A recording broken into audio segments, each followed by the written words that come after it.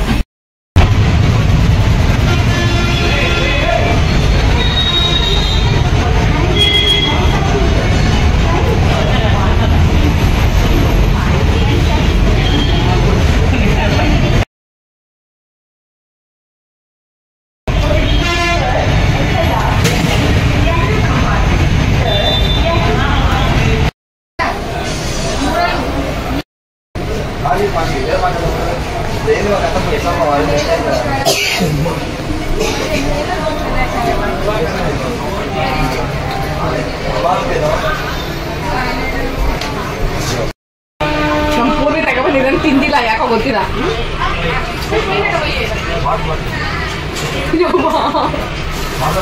ಹುಳಿ ಸಿಕ್ಕಾಪಟ್ಟೆ, ಅದಕ್ಕೆ ನಾನು ತಿಂದಿಲ್ಲ, ಹಂಗೆ ಇಟ್ಟಿದ್ದಾನೆ. ನಾನು ಇವಾಗ ತಿರುಪತಿಯಿಂದ ಕಾಳಹಸ್ತಿಗೆ ಹೋಗ್ತಾ ಇದ್ದೀನಿ. ಇವತ್ತು ಗುರು ಪೌರ್ಣಿಮೆ ಆಗಿರೋದ್ರಿಂದ ಸೊ ಇವತ್ತು ಸ್ಪೆಷಲ್ ಡೇ ಇರ್ಬೋದು. ಸೊ ಅದಕ್ಕೆ ನಾನು ಹೋಗ್ತಾ ಇರೋದು ಅಲ್ಲಿಗೆ. ಸೊ ಫಸ್ಟ್ ಟೈಮ್ ಹೋಗ್ತಾ ಇರೋದು ತಿರುಪತಿಯಿಂದ ಅಲ್ಲಿಗೆ. ಫಸ್ಟ್ ಟೈಮ್ ನಾನು ಹೋಗ್ತಾ ಇರೋದು, ಯಾಕಂದರೆ ಕಾಲು ಚೆನ್ನಾಗಿರೋ ಒಂದ್ಸರಿ ತಿರುಪತಿಗೆ ಬಂದಿದೆ. ಲೈಫ್ ಟೈಮಲ್ಲಿ ಫಸ್ಟ್ ಟೈಮ್ ಬಂದಿದ್ದು ನಮ್ಮ ಪೂರ್ವಿ. ಕರೆಕ್ಟಾಗಿ ನಾನು ಆಕ್ಸಿಡೆಂಟ್ಗೂ ಮುಂಚೆ 1 ತಿಂಗಳಷ್ಟೇ. ಇವಾಗ ಬರ್ತಾ ಇರೋದು ಈ ಆಕ್ಸಿಡೆಂಟ್ ಆಗಿ 5 ವರ್ಷ ಕಳೆದ ಮೇಲೆ ಬರ್ತಾ ಇದ್ದೀನಿ. ತಿರುಪತಿಗೆ ಹೋಗೋ ಪ್ರತಿಯೊಬ್ಬರೂ ಕಾಳಹಸ್ತಿಗೆ ಹೋಗಲೇಬೇಕು.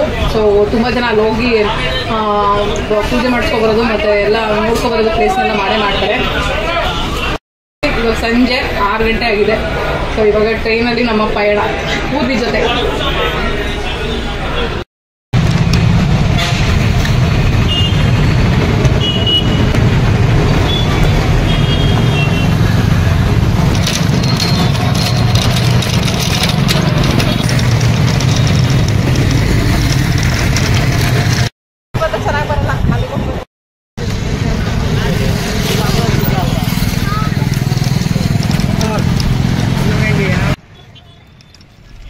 ಈ ಪ್ಲೇಸಿಗೆ ಬರೋವಾಗ ಸೊ ಬೆಳಗ್ಗೆ ಬಂದಿದ್ರೆ ಇದು ಚೆನ್ನಾಗಿ ಕಾಣಿಸ್ತಾ ಇತ್ತು.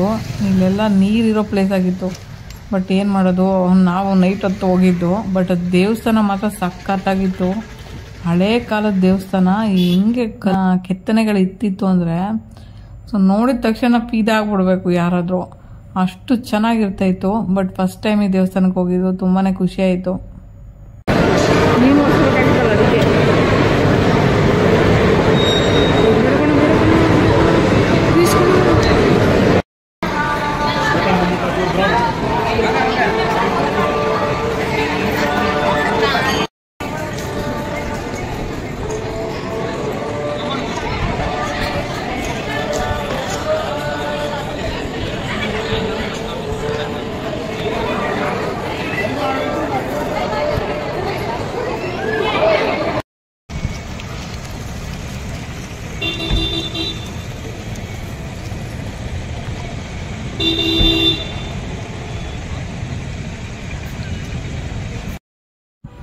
ಇಲ್ಲಿ ಒಂದು ದೇವಸ್ಥಾನಕ್ಕೆ ಹೋಗ್ತಾ ಇದೀವಿ. ಬಟ್ ದೇವಸ್ಥಾನದ ನೇಮ್ ಅಂತೂ ನಂಗಂತೂ ಗೊತ್ತಿಲ್ಲ.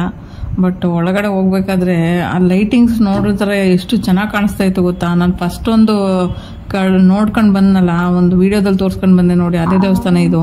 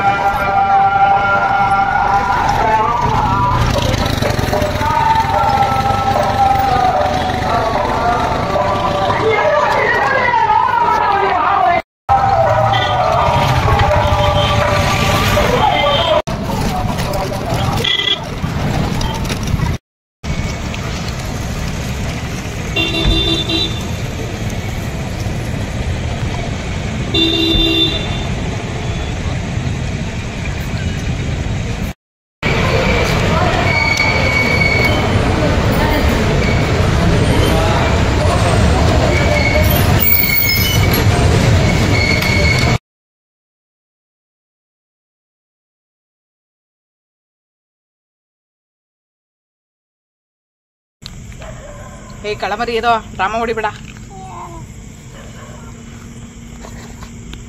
ಈ ಥರ ಲಿಫ್ಟ್ ಫೆಸಿಲಿಟಿ ಮಾಡಿದ್ರೆ ಚೆನ್ನಾಗಿರುತ್ತೆ. ಬೇರೆ ಕಡೆ ಎಲ್ಲ ಕೆಳಗಡೆ ಟ್ರ್ಯಾಕ್ ಹತ್ರ ಹೋಗ್ಬೇಕಾಗುತ್ತೆ, ಅವೆಲ್ಲ ಸುಮ್ಮನೆ ರಿಸ್ಕು ವೀಲ್ ಚೇರ್ಗಳಲ್ಲಿ ಬಂದರೆ. ಸೊ ಲಿಫ್ಟ್ ಫೆಸಿಲಿಟಿ ಇಲ್ಲೊಂದೇ ಕಡೆ ನಾನು ನೋಡಿದ್ದು ಇವತ್ತವರೆಗೂ. ಇದು ಪ್ಲೇಸ್ ಬಂದು ಕಾಳಹಸ್ತಿ.